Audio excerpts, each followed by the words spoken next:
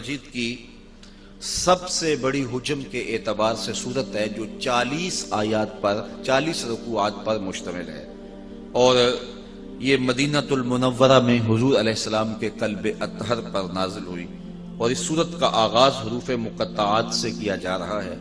حروف مقطعات وہ ہوتے ہیں کہ جن کی تعویل اللہ کے علاوہ کوئی نہیں جانتا، لا یعلم تاویلہ الا اللہ، اس کی تعویل اللہ ہی جانتا ہے، اس کا رسول ہی جانتا ہے۔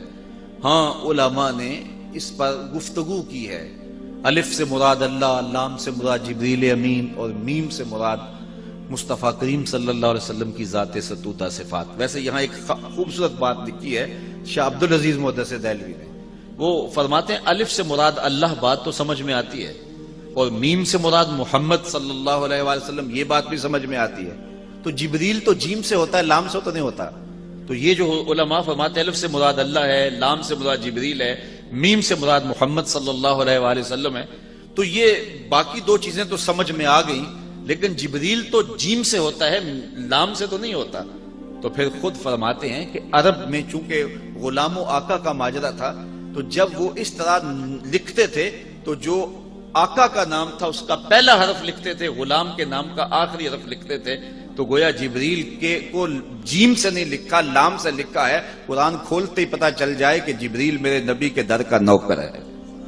تو یہاں یہ فکر کہ جبریل استاد تھا، معلم تھا اور حضور شاگرد تھے، اس کی نفی قرآن کھولتے ہی ہو گئے کہ اس کو جیم سے نہیں لکھا گیا، اس کو لام سے لکھا گیا ہے۔ تو کہا الف لام میم ذالک الکتاب لا ریب فیہ، یہ وہ بابرکت بلند رتبہ کتاب قرآن مجید ہے جس میں کوئی شک نہیں۔ دنیا کی کوئی کتاب آپ کو نہیں ملے گی، بڑے سے بڑا مصنف بھی، جو بڑا کہنہ مشق مصنف ہو، وہ بھی کتاب لکھنے کے بعد کتاب کے شروع میں، آغاز میں یا اس کے آخر پہ لکھتا ہے کہ اس میں کسی قسم کی کوئی کمی کوتاہی پائیں، کوئی سکم پائیں تو مجھے آگاہ کر دیں تاکہ آئندہ ایڈیشن میں اس کی اصلاح کی جا سکے۔ تو بڑے سے بڑا مصنف بھی یہ دعویٰ نہیں کر سکتا کہ میری کتاب اغلاط سے پاک ہے۔ یہ واحد قرآن ہے، قرآن کھولتے ہی پہلے دعویٰ ہے، اس میں کوئی شک ہے ہی نہیں ہے، اور یہ صرف قرآن مجید کا اعزاز ہے۔ امام شافعی علیہ رحمہ نے ایک جز لکھا اور پھر اپنے شاگرد کو کہا کہ میرے سامنے اس کو پڑھو، تو انہوں نے جب پڑھا تو اس کی کئی غلطیوں پر متنبہ ہوئے، تو کہا اس کو یوں بدل دو، اس کو یوں بدل دو، یوں بدل دو۔ پھر دوسرے دن فرمایا کہ اب تبدیلی کے بعد دوبارہ پڑھو۔ تو جب دوبارہ آپ کے سامنے وہ کتاب پڑھی گئی تو امام شافعی فرمانے لگے کہ اس لفظ کی جگہ یہ لفظ ہوتا تو زیادہ اچھا تھا، یہاں سے تبدیلی کرو، یہاں سے تبدیلی کرو، یہاں سے تبدیلی کرو۔ تو اس نے تبدیلی کی، تو اگلے دن جب پھر پڑھی گئی تو پھر نئی غلطیوں پر آپ آگاہ ہوئے۔ کہتے ہیں وہ کتاب امام شافعی کے سامنے 70 مرتبہ پڑھی گئی، اور ہر بار کسی نئی غلطی سے آگاہ ہوتے۔ پھر جب اتنی مرتبہ پڑھی جا چکی تو امام شافعی اپنے شاگرد سے کہنے لگے داؤ اسے چھوڑ دے، یہ حق شافعی کی کتاب کو نہیں ہے کہ اس میں کوئی شک نہ ہو، اس میں کوئی غلطی نہ ہو اور امکان نہ ہو، یہ حق صرف اللہ کی کتاب قرآن مجید کو ہی حاصل ہے کہ یہ کتاب کھولتے ہی یہ دعویٰ موجود ہے کہ اس میں کوئی شک نہیں ہے، لا ریب فیہ۔ تو یہاں لا نفی جنس کے لیے ہے کہ یعنی مطلق کوئی بھی اس کے اندر شک ہے ہی نہیں، نفس کتاب میں کوئی شک نہیں۔ اگر کسی کے ذہن میں شک ہو وہ ایک امر آخر ہے، اور وہ آگے چل کے سورہ بقرہ میں ارشاد فرمایا گیا کہ جو ہم نے اپنے عبد خاص پہ اتارا اس میں اگر تمہیں شک ہے تو اس کی مثل ایک صورت لا کے دکھاؤ۔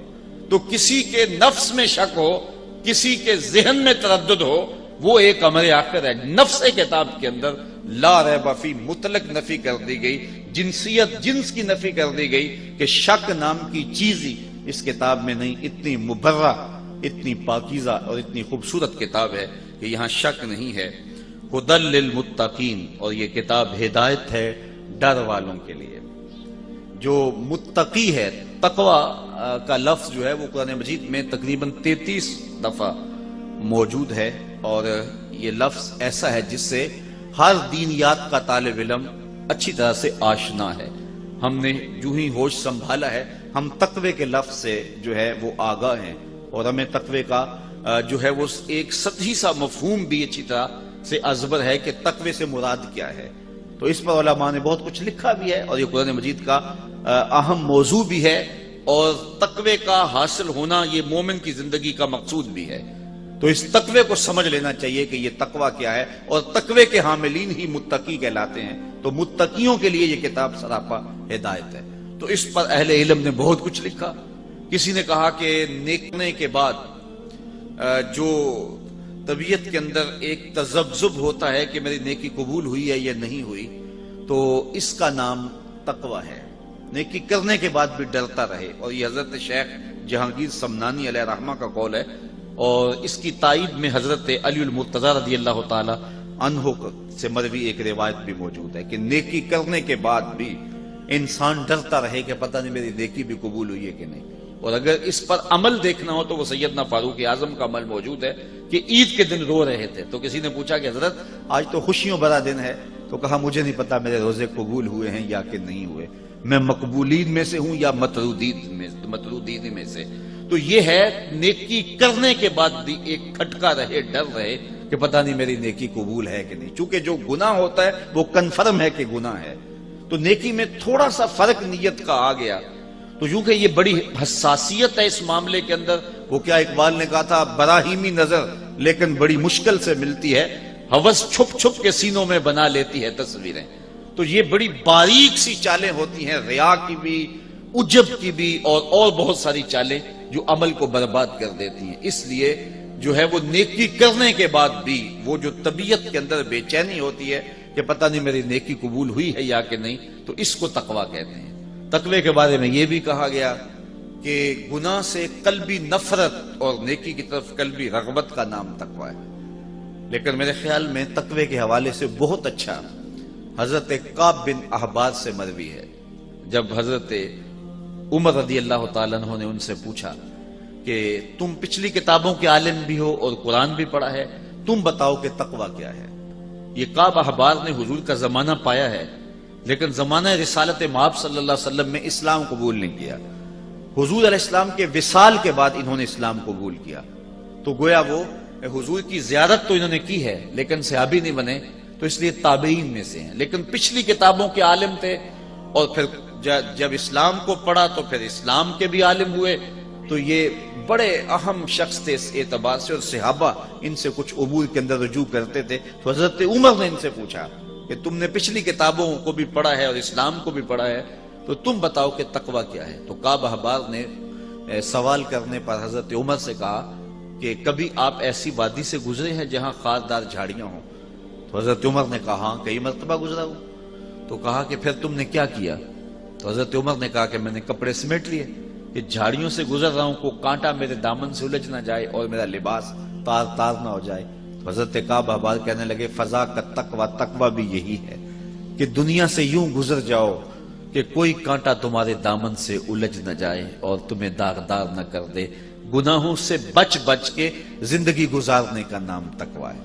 تمام عمر طوفان سے کھیلتے گزری، نیا کے ڈوبنے کا ڈر بھی رہا۔ تو ساری زندگی یوں ہی گزرتی ہے، اور مومن وہ صوفیہ فرماتے دنیا میں اس طرح رہو جس طرح کشتی پانی میں رہتی ہے، پانی میں رہتی ہے لیکن اپنے اندر پانی نہیں آنے دیتی۔ کشتی پانی میں رہے تو خیر ہے، لیکن پانی کشتی میں آ جائے تو کشتی کو لے ڈوبتا ہے۔ تم دنیا میں رہو، دنیا تمہارے اندر نہ رہے۔ تو اگر بندہ دنیا میں رہے تو خیر ہے، لیکن دنیا بندے کے اندر اتر آئے تو ابو نعیم الاصفہانی کا فتویٰ سنیے، حلیہ میں لکھتے ہیں من نظر الی الدنیا نظر الحب اخرج اللہ تعالی من قلبہ نور الیقین والزہد۔ جو دنیا کو محبت کی نظر سے دیکھتا بھی ہے، اللہ اس کے دل سے زہد اور تقوی کے نور کو کھینچ لیتا ہے، تو اس کے پلے کچھ رہتا نہیں ہے۔ اس لیے ہمارا مقصود رضا الہی ہے، اور اسی کے لیے ہمیں کوشش ہونی چاہیے، اور اس کے لیے ہم اپنے تزکیے کی طرف متوجہ ہوں۔ سویر سے لے کر شام تک جب ہمارا وظیفہ ہی دنیا بن جائے گی تو ہمارا اندر باطن لٹ جائے گا، بے چینی، اضطراب اور بے سکونی پھر وہ کبھی بھی نہیں مٹنے پائے گی، اس کے ہم بڑے مداوے کریں گے، لیکن اصل جب دنیا کی محبت دلوں میں راسخ ہو جاتی ہے تو پھر جو ہے وہ یہ دل بنایا ہی اللہ تعالیٰ نے اپنی یاد کے لیے ہے، اور وہ گوارا نہیں کرتا اس کے اندر کسی اور کی محبت ہو۔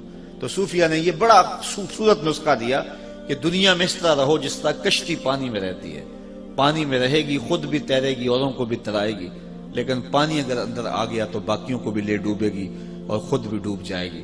تو اس لیے تقوی یہ ہے کہ انسان جو ہے وہ دنیا کے اندر حزم و احتیاط کے ساتھ زندگی گزارے، اس کے دامن سے گناہ کا کوئی جو ہے وہ کانٹا نہ الجھے جو اس کے دامن کو تار تار کر دے۔ تو جو متقی ہیں اللہ تعالیٰ نے قرآن مجید کو سراپا ہدایت ان کے لیے بنایا ہے۔ یہاں قرآن مجید جو ہدایت ہے اس کے لیے لفظ مصدر استعمال کیا، ہدن مصدر استعمال کیا گیا، تو مصدر کا استعمال کرنا اس کے معنی کی کثرت کو بیان کرنا مقصود ہے کہ یعنی سراپا ہدایت ہے، سراسر ہدایت ہے ان کے لیے جو متقی ہیں۔ اب متقی کون ہیں ان کی کچھ صفات کا یہاں ذکر کر دیا تاکہ لوگوں کے لیے سمجھنا آسان ہو کہ تقوی کا حصول جو کہ مقصود ہے ایک مومن کی زندگی کا، وہ کیسے حاصل کیا جائے تقوی۔ تو اس کی پہلی شک یہ بیان کی، الذین یؤمنون بالغیب، وہ جو بن دیکھے مانتے ہیں، یعنی متقی وہ ہیں کہ جن کا ایمان بن دیکھے ہے۔ دیکھ کر کے مان لینا یہ کمال نہیں ہوتا۔ وہ تو آپ جانتے ہیں کہ جب ڈوب رہا تھا فرعون تو اس نے اس وقت کہا تھا آمنت برب موسیٰ، میں موسیٰ کے رب کو مان گیا، لیکن اس کا یہ ماننا معتبر نہ ہوا۔ تو ایمان جو ہے وہ بالغیب ہے، بن دیکھے جو چیز مان لی جائے، تصدیق کر لی جائے جس چیز کی، تو اس کو ایمان کہا جاتا ہے۔ تو یہ پہلا وصف بیان کیا گیا متقیوں کا کہ جو بن دیکھے مانتے ہیں، اور ایمان نام ہی بن دیکھے ماننے کا ہے۔ مجھے پھر وہ بہلول یاد آ گیا، یہ مجذوب تھا اور سڑک کے کنارے بہلول بیٹھ کے اپنے پاؤں پر مٹی کے گھروندے بناتا تھا اور انہیں مسمار کر دیتا تھا۔ یہ جس طرح بچے کو گلی میں ریت پھینک جائیں تو وہ اپنے پاؤں پہ گھروندے بنا کے ان کے گرا دیتے ہیں، تو یہ بھی اسی شغل میں لگا ہوا تھا۔ تو بادشاہ گزرا ہارون الرشید، اس نے دیکھا کہ بہلول بیٹھا ہے اور اپنے پاؤں پہ مٹی کے گھروندے بناتا ہے اور بعد میں مسمار کر دیتا ہے۔ تو بادشاہ نے مسکرا کے پوچھا بہلول کیا کر رہے ہو؟ اس نے کہا جنت کے محل بنا رہا ہوں۔ تو بادشاہ مسکرا کے گزر گیا، دیوانہ ہے، جنون کی باتیں کر رہا ہے۔ لیکن سادی بولے سادیا نزدیک رائے عاشقاں خلق مجنون اندو مجنو عاقل است۔ کہتے ہیں کہ اگر عاشقوں سے رائے پوچھتے ہو تو اصل جو یار کے نام پہ سب کچھ وار دیتا ہے وہی تو عاقل ہوتا ہے۔ تو خیر بادشاہ نے کہا کہ ٹھیک ہے کوئی جنونی باتیں ہیں، بادشاہ گزر گیا۔ پیچھے ملکہ زبیدہ آ رہی تھی، اس نے دیکھا بہلول مٹی کے گھروندے اپنے پاؤں پہ بناتا ہے، مسمار کر دیتا ہے۔ وہ بھی رک گئی، پوچھا بہلول کیا کر رہے ہو؟ کہا جنت کے محل بنا رہا ہوں۔ کہا بیچتے بھی ہو؟ کہاں بیچتا ہوں۔ کتنے کا؟ 10 روپے کا۔ اس نے 10 درہم یا دینار نکال کر کے دیے تجوری سے۔ تو بہلول نے وہ پیسے پکڑے اور دجلہ میں پھینک دیے اور ایک گھروندے کے گرد جو ہے وہ دائرہ کھینچ دیا، کہا یہ تمہارا ہوا۔ تو خیر ملکہ بھی چلی گئی، رات پڑی، بادشاہ سویا تو کیا منظر جاگتا ہے خواب میں کہ جنت ہیں، خوبصورت محلات ہیں، ایک محل کے باہر لکھا ہے ملکہ زبیدہ۔ شوق ہوا کہ دیکھوں، آگے بڑھا تو خادم نے روک دیا، کہا یہ میری بیوی کا محل ہے۔ کہا جنت اور دنیا کے ضابطے الگ الگ ہیں، تم اجازت کے بغیر نہیں جا سکتے۔ اسی اثناء میں بادشاہ کی آنکھ کھل گئی۔ جب آنکھ کھلی تو بے چین ہو گیا، اس نے اپنی بیوی کو جگایا، بیدار کیا، کہا کہ میں تیرے نام کا جنت میں یوں محل دیکھا ہے، تو نے کون سا کوئی خاص نیک عمل کیا ہے؟ اس نے کہا وہی معمول کی نمازیں روزے، کوئی خاص عمل تو نہیں ہے کہ جو میں نے کیا۔ ہاں مجھے یاد پڑا، کل میں گزر رہی تھی، دجلہ کا کنارہ تھا، دنیا جسے مجنون کہتی ہے، وہ بہلول وہ مٹی کے گھروندے بناتا تھا اور کہتا تھا یہ جنت کے محل ہیں۔ 10 درہم میں ایک گھروندہ میں نے خرید لیا تھا۔ میں نے کہا 10 درہم کیا ہوتے ہیں؟ تو اس نے دائرہ کھینچ کے کہا تھا یہ جنت کا محل ہے، ہو نہ ہو یہ وہی محل کیوں نہ ہو۔ بادشاہ کہنے لگا سر پکڑ کے وہ تو مجھے بھی کہتا تھا، لیکن میں دیوانے کی بات سمجھ کے گزر گیا۔ اگلے دن بادشاہ قصدن وہاں سے گزرا اور دل میں تھا کہ آج بہلول پھر اسی شغل میں مل جائے۔ تو بہلول واقعی مٹی کے گھروندے بنا رہا تھا اور پھر ہاتھوں سے مسمار کرتا چلا جا رہا تھا۔ تو ہارون الرشید رک کے کہنے لگا کہ بہلول کیا کر رہے ہو؟ اب دل دھڑک رہا ہے کہ کل والا جواب ہی ملے تو کیا خوب ہو۔ تو بہلول نے کہا جنت کے محل بنا رہا ہوں۔ بادشاہ کا دل تھوڑا سا سکون میں آیا تو کہا آپ بیچتے بھی ہو؟ کہا ہاں بیچنے کے لیے بنا رہا ہوں۔ کہا کتنے کا؟ کہا آدھی حکومت لگے گی۔ کہا کل تو 10 درہم کا میری بیوی نے خریدا ہے۔ کہا اس کے لیے آج بھی 10 درہم کا ہے۔ تو کہا میرے لیے اتنا مہنگا کیوں؟ کہا تو دیکھ کے جو آیا ہے، الذین یؤمنون بالغیب، جو بن دیکھے سودے کرتے ہیں۔ تو کہا یہ تقوی والوں کی علامت ہے. اور یہاں میں آپ کی خوشی کے لیے حضور کا ایک فرمان بھی سناتا ہوں. حضور نے فرمایا طوبی لمن رآنی وآمن بی، اس شخص کو مبارک ہو جس نے مجھے دیکھا اور میرے اوپر ایمان لایا. چاند پھٹتے ہوئے دیکھا، سورج واپس آتے ہوئے دیکھا، کنکروں کو کلمے بولتے دیکھا، درختوں کو سلامیاں دیتے دیکھا.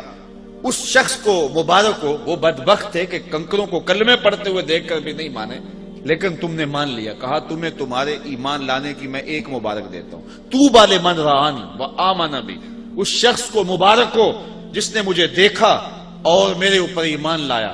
وطوبی 7 مرات من لم یرانی وآمن بی، اور جنہوں نے مجھے دیکھا بھی نہیں ہوگا پھر بھی مانیں گے، ان کو 7 مبارک ہیں.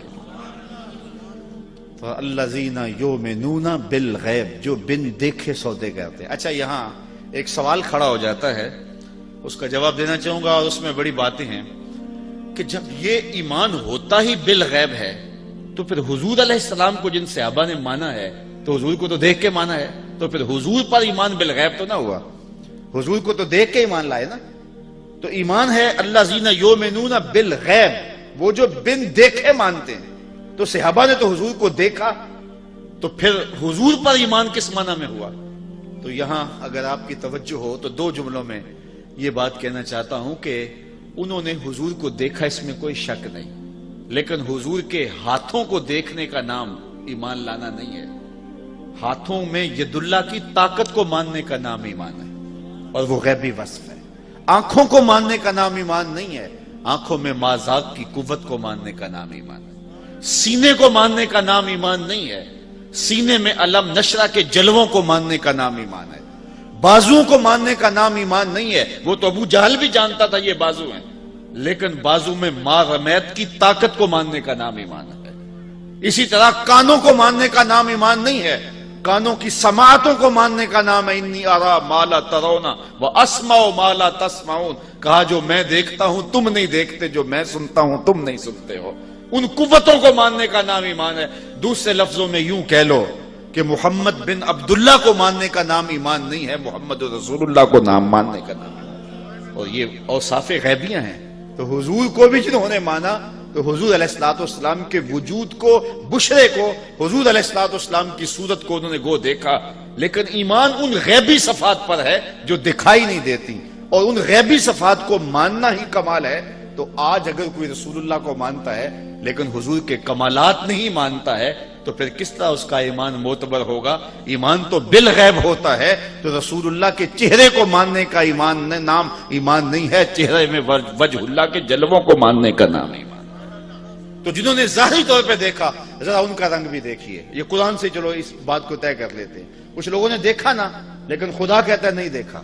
ذرا غور کیجیے اس جملے پہ، وَتَرَاهُمْ يَنْظُرُونَ إِلَيْكَ وَهُمْ لَا يُبْصِرُونَ. کیا مرحلہ محبت ہے، اور کیا اللہ تعالیٰ نے جو ہے وہ کمال کر دی کہ فرمایا کہ وَتَرَاهُمْ يَنْظُرُونَ إِلَيْكَ، محبوب آپ ان کو دیکھ رہے ہیں، آپ ان لوگوں کو دیکھ رہے ہیں. وَتَرَاهُمْ، آپ ان کو دیکھ رہے ہیں. کیا؟ يَنْظُرُونَ إِلَيْكَ، کہ یہ تمہیں دیکھ رہے ہیں. اے محبوب آپ ان کو دیکھ رہے ہو کہ یہ آپ کو دیکھ رہے ہیں، آپ ان کے دیکھنے کو دیکھ رہے ہو. وَهُمْ لَا يُبْصِرُونَ، میں خدا ہو کے کہہ رہا ہوں کہ یہ تمہیں دیکھ ہی نہیں رہے. ذرا غور تو کیجیے، ایک ہی آیت پہ 3 باتیں کہی. وَتَرَاهُمْ يَنْظُرُونَ إِلَيْكَ وَهُمْ لَا يُبْصِرُونَ، محبوب آپ دیکھ رہے ہیں کہ یہ تمہیں دیکھ رہے ہیں، میں کہتا ہوں نہیں دیکھ رہے. ذرا اس پہ تھوڑی دیر کے لیے رک جائیے کہ یہ دیکھ رہے ہیں اور ان کے دیکھنے کو محبوب آپ دیکھ رہے ہیں، لیکن میں کہتا ہوں خدا ہو کے نہیں دیکھ رہے. اللہ اکبر. وَتَرَاهُمْ يَنْظُرُونَ إِلَيْكَ وَهُمْ لَا يُبْصِرُونَ، محبوب یہ دیکھ رہے ہیں، آنکھیں پھاڑ پھاڑ کے دیکھ رہے ہیں، لیکن میں کہتا ہوں نہیں دیکھ رہے. اس لیے کہ جنہوں نے تجھے اپنے جیسا دیکھا، دیکھا ہی نہیں ہے. کول ہندیاں بھی کہیں اپنا نہ جانیا، دل والے آکھیا دلدار آ گئے. یار تبھی تو قبر میں سوال ہوتا ہے نا ابو جہل کو، من ربو کا، ما دینو کا، ما کنت تقولو فی ھذا الرجل. حضور سامنے ہیں. ابو جہل کو سوال ہوتا ہے کہ حضور کے بارے میں، حضور سامنے ہے، ذرا توجہ فرمائیے گا، حضور سامنے ہے. ابو جہل کو سوال ہوتا ہے ان کے بارے میں کیا کہتا ہے، یہ کون ہے؟ ابو جہل کو قبر میں سوال ہو رہا ہے، حضور سامنے ہے، پوچھا جاتا ہے یہ کون ہے، تو ابو جہل کیا کہتا ہے ہاتھ لا ادری، ہائے افسوس میں تو نہیں پہچانتا یہ کون ہے، مجھے تو نہیں پتا یہ کون ہے۔ یار اگر پتا نہیں ہے تو پتھر کس کو مارتا تھا؟ پتا نہیں ہے تو کانٹے کس کی راہوں میں بچھاتا تھا؟ پتا نہیں ہے تو دارالندوہ میں بیٹھ کے قتل کی سازش کس کے خلاف تیار کی ہے؟ کس کے اوپر اوجریاں ڈلواتا تھا؟ لیکن وہ کہتا ہے ہاتھ لا ادری، ہائے افسوس میں نہیں جانتا۔ ساری زندگی آنکھیں پھاڑ پھاڑ کے دیکھتا رہا، آج قبر میں حضور سامنے ہیں، سوال ہوتا ہے بتا یہ کون ہے؟ وہ کہتا ہے ہاتھ لا ادری، ہائے افسوس میں نہیں جانتا۔ 14 صدیاں گزرنے کے بعد غازی ممتاز قبر میں اترتا ہے، فرشتے پوچھتے ہیں غازی بتا یہ کون ہے؟ تو غازی کہتا ہے پیچھے ہٹو، پہلے پائے ناز کو چوم تو لینے دو، میں تو مر کے پہنچا ہوں یہاں اس دل ربا کے واسطے۔ یہ تو بخت سور گئے کہ میری قبر میں آئے وہ میرے مزار پہ گھونگھٹ اتار کے، آئے وہ میرے مزار پہ گھونگھٹ اتار کے، مجھ سے نصیب اچھے ہوئے میرے مزار کے۔ یہ تو بخت سور گئے کہ وہ میری قبر پہ آئے، پیچھے ہٹو پہلے مجھے پاؤں تو چوم لینے دو۔ ساری زندگی تو میں نعتیں ہی ان کی پڑھتا رہا، میں تو ذکر ہی ان کا کرتا رہا، پھانسی کا پھندا چوم کے میں نے ایسے ہی گلے میں تو نہیں ڈالا تھا، میں نے اس لیے سب کچھ قربان کیا تھا کہ ان کا دیدار نصیب ہو جائے۔ سوال کھڑا ہو گیا، جس نے ساری زندگی دیکھا وہ کہتا ہائے افسوس میں نہیں پہچانتا یہ کون ہے۔ اور 14 صدیوں کے بعد غازی علم الدین قبر میں اترتا ہے، عامر چیمہ قبر میں اترتا ہے، سوال ہوتا ہے کہ یہ کون ہے؟ تو کہتے ہیں پیچھے ہٹو پہلے پائے ناز چوم لینے دو۔ جس نے دیکھا وہ پہچانتا نہیں، جس نے نہیں دیکھا وہ پہچان رہا ہے۔ تو اس کا سبب کیا؟ تو صاحب و سبب یہ ہے، اقبال کہتا ہے در دل مسلم مقام مصطفیٰ است، آبروئے ماز نام مصطفیٰ است۔ مومن کے دل میں ڈیرے ہی حضور کے ہوتے ہیں، اور اس کی آنکھوں نے دیکھا تھا، اس کے دل نے نہیں دیکھا تھا۔ ابو جہل کی آنکھوں نے دیکھا تھا اور رب نے نفی کر دی، وَتَرَاهُمْ يَنْظُرُونَ إِلَيْكَ۔ محبوب یہ آنکھیں پھاڑ پھاڑ کے دیکھ رہے ہیں اور آپ ان کے دیکھنے کو دیکھ رہے ہو، وَهُمْ لَا يُبْصِرُونَ۔ میں خدا ہو کے کہہ رہا ہوں یہ نہیں دیکھ رہے، اس لیے کہ انہوں نے دیکھا ہی نہیں۔ تو حضور کے بازوؤں کو ماننے کا نام ایمان نہیں، بازو میں مارمیت کی طاقت کو ماننے کا نام ایمان ہے، تو وہ غیبی صفات کو ماننے کا نام ایمان ہے۔ تو یہ اگرچہ 14 صدیوں کے فاصلے پہ تھے، انہوں نے وہ بازو نہیں دیکھے، بازوؤں کی قوت کو تو مانا ہے نا، تبھی تو کھڑے ہو کے پڑھتے تھے جس کو بارے دو عالم کی پرواہ نہیں، ایسے بازو کی قوت پہ لاکھوں سلام۔ تو انہوں نے بازو نہیں دیکھے لیکن اس قوت کو مانا ہے، انہوں نے آنکھیں نہیں دیکھی لیکن آنکھوں کے کمال کو مانا ہے، انہوں نے سینہ نہیں دیکھا لیکن علم نشرہ کے جمال کو مانا ہے، انہوں نے ہونٹ نہیں دیکھے لیکن پتلی پتلی گلے قدس کی پتیاں، ان لبوں کی نزاکت پہ لاکھوں سلام کے ترانے تو پڑے ہیں۔ اس لیے ایمان جو ہے وہ بالغیب ماننے کو کہتے ہیں۔ تو ارشاد فرمایا متقین کی پہلی صفت یہ ہے الذین یؤمنون بالغیب، جو بن دیکھے مانتے ہیں۔ تو یہ کمال ہے، بن دیکھے ماننا، انڈٹھا سودا کرنا، اور وہ جو بھی کرے گا وہ بامراد ہوگا۔ چونکہ اگر آنکھوں سے انہوں نے دیکھا تو ان آنکھوں میں تو مٹی پڑ گئی قبر کی، اس وقت تو دل کی آنکھیں کھلی، تو دل کی آنکھوں نے دیکھا ہی نہیں تھا، تو دل کی آنکھوں نے دیکھا نہیں تھا تو اب وہ پہچان نہیں سکے۔ اور جو ہے وہ جن کی دل کی آنکھوں نے دیکھا تھا، ان آنکھوں نے گو نہیں دیکھا تھا، دل کی آنکھیں کھلی تو سامنے جلوے رسول کے نظر آئے۔ اس لیے ایمان جو ہے وہ بالغیب ایمان لانے کا نام ہے۔ آگے ارشاد فرمایا وَيُقِيمُونَ الصَّلَاةَ، اور وہ نماز قائم رکھیں۔ نماز یہ دوسری صفت ہے اہل تقوی کی، کہ ایک تو وہ بالغیب مانتے ہیں، ایمان بالغیب رکھتے ہیں، بن دیکھے سودے کرتے ہیں، اور دوسری بات کہ وہ اقامت صلاۃ کا فریضہ سر انجام دیتے ہیں۔ 5 گانہ نماز یہ ان کا معمول زندگی، یہ متقیوں کی صفت ہے۔ پہلی صفت کا تعلق اعتقادات سے ہے، اب دوسری صفت کا تعلق جو ہے وہ عبادات سے ہے، اور عبادت بدنیہ سے ہے، کہ وہ 5 گانہ نماز شعار زندگی رکھتے ہیں، اقامت صلاۃ کا مفہوم اچھی طرح سمجھتے ہیں، اور ان کی پیشانیاں رب کے حضور جھکتی ہیں۔ کتنے خوش نصیب لوگ ہوتے ہیں جنہیں رب کے حضور سجدہ میسر ہوتا ہے، اور کتنا بدبخت شخص ہوتا ہے جسے رب کے حضور سجدے کی توفیق نہیں ملتی۔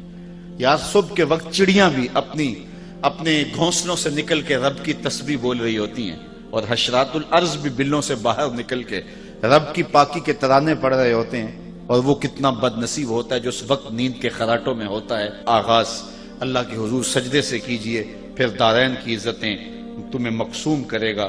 آگے فرمایا وَمِمَّا رَزَقْنَاهُمْ يُنْفِقُونَ، اور ہم نے جو ان کو عطا کیا اس سے وہ خرچ کرتے ہیں۔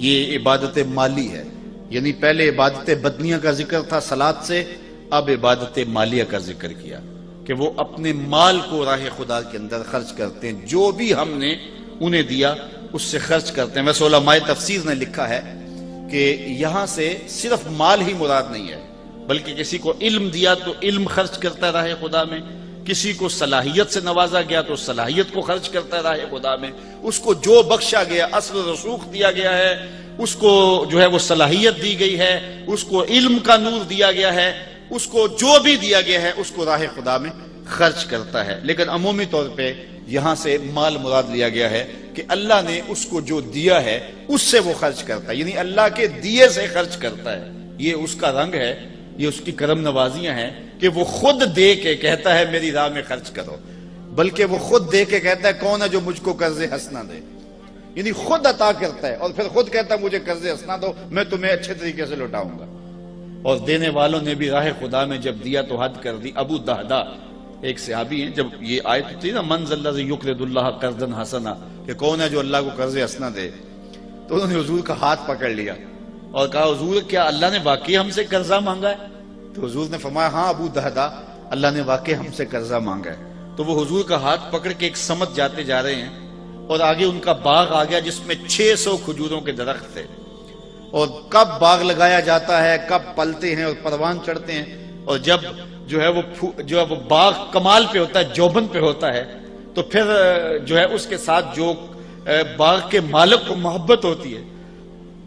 ہمارے دیہاتوں میں لوگ کہتے ہیں کہ جٹ گنا نہیں توڑن دیتا، اور چاہے وہ گڑ کی پیسی وہ دے دے لیکن گنا نہیں توڑنے دیتا، تو وہ اپنے کھیت کے ساتھ جو تعلق ہے یہ اس کی مثال ہے۔ تو 600 کھجوروں کے درخت، تو انہوں نے حضور کا ہاتھ پکڑا اور باغ کے قریب لے گئے اور کہا حضور کیا اللہ نے واقعی ہم سے قرضہ مانگا ہے؟ تو حضور نے پھر فرمایا ہاں اللہ نے واقعی قرض مانگا ہے، تو کہا پھر اس سودے کے آپ گواہ بن جائیں، یہ باغ میں نے اللہ کو قرضے میں دے دیا۔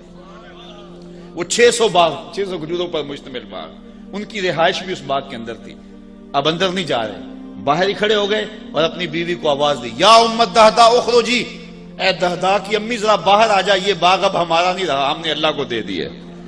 اچھا وہ حضور کے درس گاہ کے پڑے ہوئے لوگ کیسے خوش نصیب تھے۔ اس خاتون نے یہ نہیں کہا کہ ابو دہدا کیا غضب ڈایا ہے، بچوں کو لے کے کدھر جائیں، اس نے جلدی جلدی سامان سمیٹا، بچوں کو باہر لیا اور حضور کے سامنے آ کھڑی ہوئی اور ابو دہدا سے مخاطب ہو کہنے لگی یا ابا دہدا رابحہ بیعو کا، اے ابو دہدا تو نے بڑا ہی نفع والا سودا کر لیا ہے، تو نے بڑا ہی نفع والا سودا کر لیا ہے۔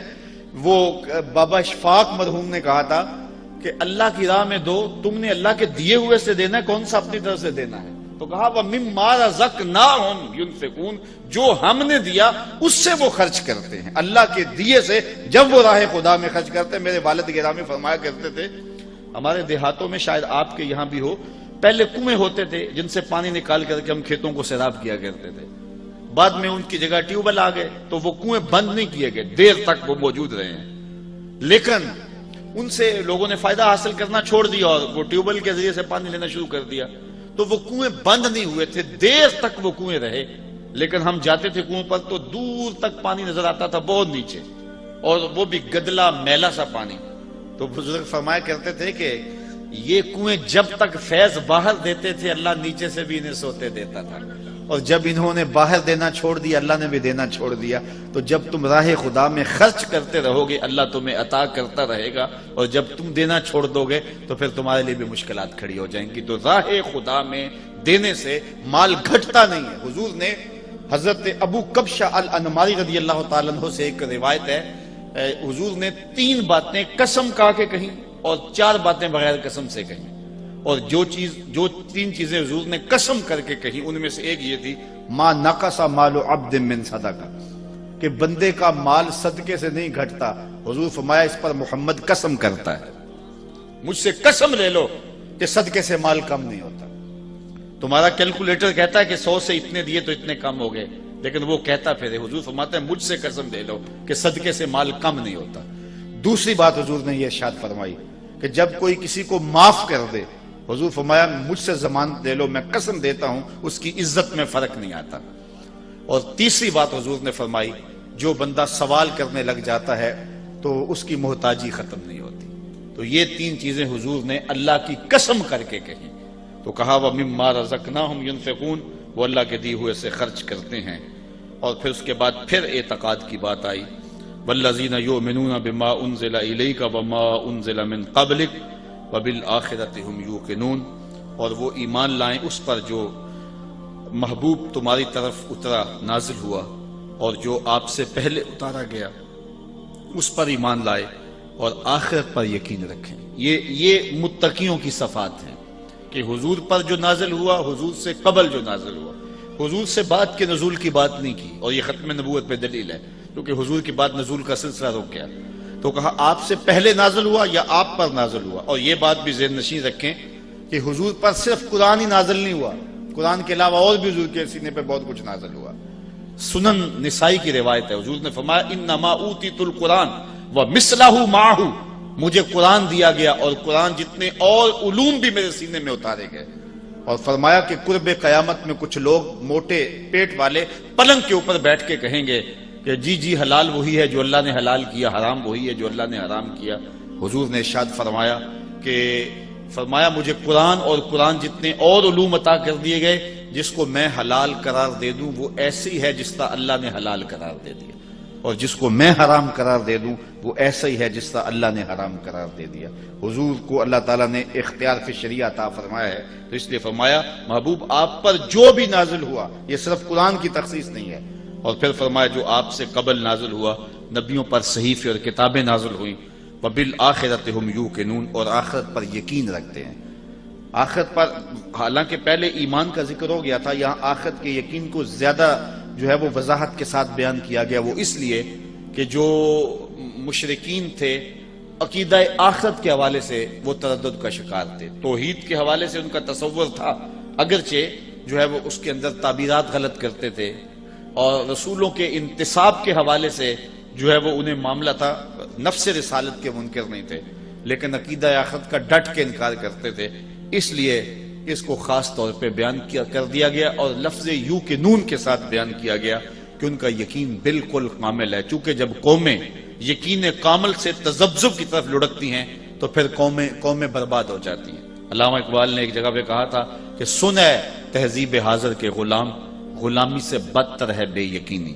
جب قومیں بے یقینی کی کیفیت میں چلی جاتی ہیں تو پھر ان کے پلے کچھ نہیں رہتا، وہ تذبذب قوموں کو مار دیتا ہے، اس لیے انہیں اپنے معتقدات پہ، اپنے عقائد پہ پختہ کامل اکمل یقین ہونا چاہیے، اور وہ یقین ان کی زندگی کے اندر، عمل کے اندر نکھار پیدا کرتا ہے۔ اولئک علی ھدی من ربہم، یہی وہ خوش بخت لوگ ہیں جو اللہ کی جانب سے ہدایت پر ہیں، واولئک ھم المفلحون، اور وہی لوگ مراد کو پہنچے ہوئے ہیں۔ ان آیات کے اندر اللہ تعالیٰ جل شانہ نے متقیوں کی صفت بیان کی، اور متقیوں کے لیے قرآن سراپا ہدایت ہے۔ اس کا یہ مطلب نہیں کہ قرآن باقیوں کے لیے ہدایت نہیں ہے، ایک ہے قرآن مجید کا سراپا ہدایت ہونا، اور ایک ہے اس سے یہ ہدایت حاصل کرنا۔ قرآن مجید میں دوسرے مقام پہ فرمایا ھدی للناس، یہ تمام لوگوں کے لیے ہدایت ہے، جس طرح حضور سب لوگوں کے لیے نبی ہیں، اور ساری انسانیت حضور کی امت ہے، لیکن اس کو امت دعوت کہتے ہیں، لیکن جنہوں نے حضور کی دعوت کو قبول کر لیا وہ امت اجابت کہلاتی ہے۔ تو ہم حضور کی امت اجابت ہے، اور جب امت کہا جاتا ہے تو امت اجابت مراد ہوتی ہے، لیکن یہ یہودی، یہ عیسائی، یہ بدھ مت، یہ دیگر جتنے لوگ ہیں یہ بھی میرے رسول کی امت ہیں، حضور ان کی طرف مبعوث کیے گئے ہیں، لیکن یہ امت دعوت ہیں، انہوں نے دعوت کو قبول نہیں کیا۔ تو قرآن مجید جو ہے وہ تمام بنی نوع انسان کے لیے ہدایت کا سرچشمہ ہے، لیکن ہدایت حاصل کون کرتے ہیں؟ جن میں تقوی کی دولت ہے، اور تقوی کون رکھنے والے لوگ ہیں؟ جن میں یہ اوصاف ہیں، یہ خوبیاں ہیں کہ ایک تو ایمان بالغیب رکھتے ہیں، اور دوسرا جو ہے وہ 5 گانا نماز کا اہتمام کرتے ہیں، اللہ کے دیے سے خرچ کرتے ہیں، اور ان کا اعتقاد رسول اللہ پہ جو نازل ہوا اور حضور سے قبل جو نازل ہوا پختہ ہے، اور یقینی اذعان اور ایمان کی دولت سے مالا مال ہیں، اور یہ ہدایت کی راہوں کے مسافر ہیں۔ اس کے بعد کفار، اور پھر مسلسل 13 آیات میں منافقین کا تذکرہ ہے۔ انشاءاللہ جب اگلے ماہ دوبارہ ہم اس موقع پہ حاضر ہوں گے تو منافقین کی کیا کرتوتیں تھیں، اور وہ کس طرح اسلام کو نقصان پہنچانے کے لیے دن رات کوشاں رہتے تھے، مکر و فریب، دجل و تلبیسات کی کہانیاں کس طرح انہوں نے رقم کی، اور قیامت تک کے لیے جو ہے وہ ان کی کہانیاں محفوظ ہو گئیں اور دنیا کے سامنے رکھی جا رہی ہیں۔ اللہ تعالیٰ جل شانہ ہمیں کتاب رحمت سے جڑنے کی توفیق عطا فرمائے۔ وآخر دعوانا ان الحمد للہ رب العالمین۔ مائے نی میں کنوں آکھاں درد وچھوڑ دا حال نی، مائے نی میں کنوں آکھاں درد وچھوڑ دا